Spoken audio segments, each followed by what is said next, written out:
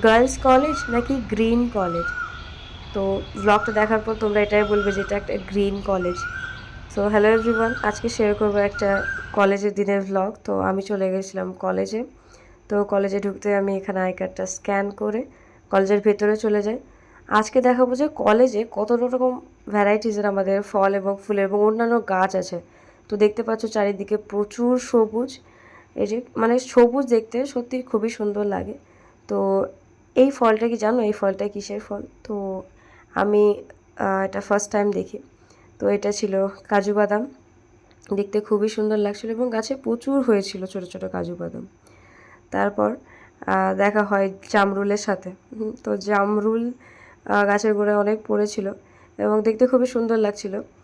তো আমি আর আমার ফ্রেন্ড এসবই করে বেড়াচ্ছিলাম কলেজে গিয়ে, মানে যখন ক্লাস ছিল না। তারপরে পাই কামরাঙা।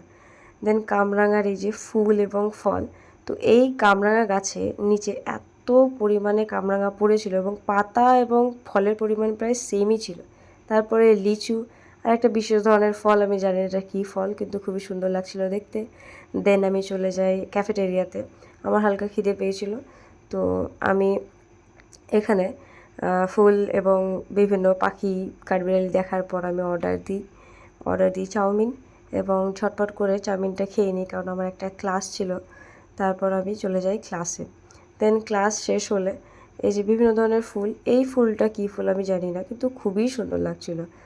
আর তারপর আমি আর আমার ফ্রেন্ড, এই ফ্রেন্ডটাই আমরা এক্সপ্লোর করে বেড়াচ্ছিলাম যে কলেজে আদৌ কী ধরনের গাছ আছে, কত ভ্যারাইটিসের ফুল এবং ফল আছে। আসলে আমরা দুজনেই গাছপ্রেমী। তো তোমরাই বলো পুরো ভিডিওটা দেখার পর কী মনে হলো, যে এটা গার্লস কলেজ নাকি green college? So that's for today.